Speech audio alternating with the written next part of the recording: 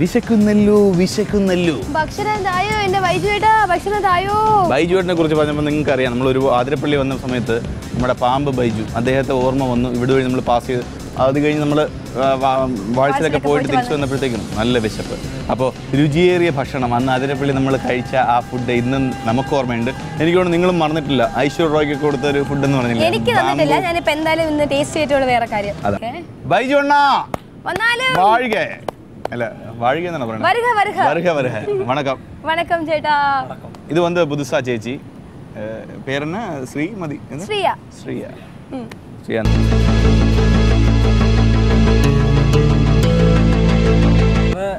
ഇന്ന് നമ്മൾ ചെയ്യുന്നത് ബാംബൂല് തന്നെ ഒരു ഫുഡ് ഉണ്ട്.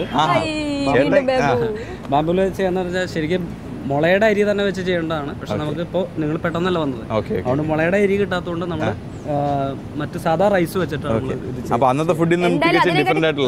പിന്നെ ഒരെണ്ണമുള്ളത് എന്ന് പറഞ്ഞാൽ നമ്മള് ഈ ജംഗിൾ സ്റ്റൈലൊക്കെ കാട്ടിലൊക്കെ പോയി തങ്ങുന്ന സമയത്ത് നമ്മൾ പാറ ഇങ്ങനെ തീയിടുമല്ലോ, തീയിട്ട് തീ മാറ്റിയിട്ട് ആ പാറയില് ഫുഡ് കുക്ക് ചെയ്യാൻ പറ്റും. അതിനാണ് ഇത് നമ്മൾ ട്രൈബൽ കട്ട് കിട്ടും അല്ലേ?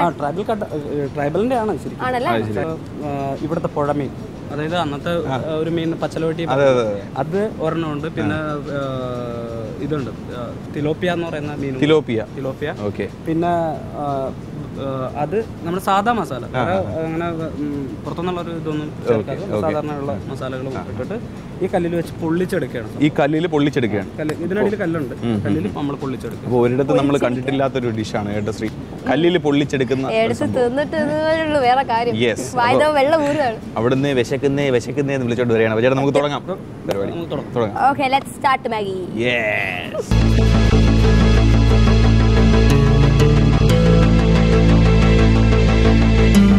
നല്ല ചേട്ടൻ എന്താ റെഡിയാക്കി തുടങ്ങി. ചേട്ടാ മുള അരിക്ക് പകരമാണ് നമ്മൾ ഇന്ന് ഈ റൈസ് ഉപയോഗിക്കുന്നത്. അപ്പോൾ ഈ റൈസ്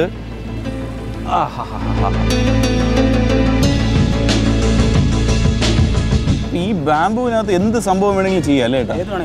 നമുക്ക് ചോറ് വേവിക്കാം, ചായ ഉണ്ടാക്കാം. ചായ ഉണ്ടാക്കാൻ പറ്റും ഇതിനകത്ത്. എത്ര സമയം എടുക്കും ഈ വേവാൻ? 10 മിനിറ്റ് മതി.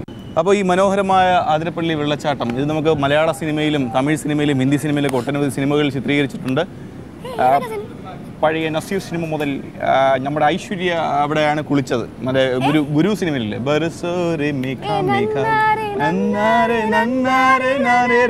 അപ്പം അടുത്ത ഐശ്വര്യയുടെ ലിസ്റ്റിൽ ഞാൻ ഇവിടെ കയറാം, ഞാൻ കാണിച്ചു. അതെങ്ങനെയാണെന്ന് കാണിച്ചു. അടുത്ത പ്രാവശ്യം നമുക്ക് കമ്പയർ ചെയ്യുമ്പോൾ ശ്രീദേവി ഇവിടെ ഡാൻസ് കളിച്ചിരുന്നു പറയണം. ശ്രീദേവി ഇവിടെ ഡാൻസ് കളിച്ചു, ഡാൻസ് കളിച്ച് അപ്പുറത്ത് പോകരുത്. അവസാനം ശ്രീദേവി ഇവിടെ ഡാൻസ് കളിച്ചിരുന്നു എന്ന് പറഞ്ഞ് നമ്മളിങ്ങനെ നമ്മുടെ ബൈച്ചോട്ട് തൊട്ട് എല്ലാരും പറയും ഇവിടെ ശ്രീയെ കളിച്ചിരുന്നു.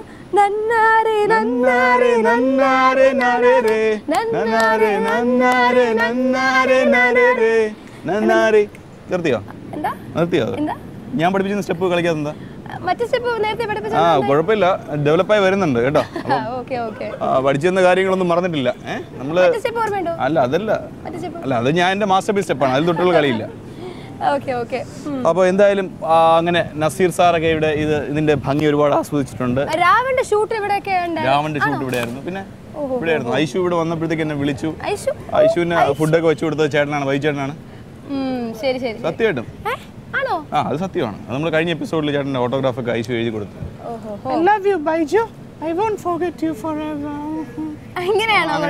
അല്ലേ ബൈചേട്ടാ? അതെ. അല്ലടേ, സീരിയസ് ആയിട്ട് പറഞ്ഞത്. എന്നടാ അപ്പ ഇവള് പേസിട്ടാ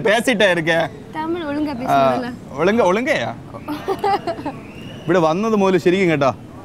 എന്തായാലും അരിയൊക്കെ വെന്തിട്ടുണ്ടെന്ന് തോന്നുന്നു. കണ്ണ് പുക അടിക്കുന്നേ.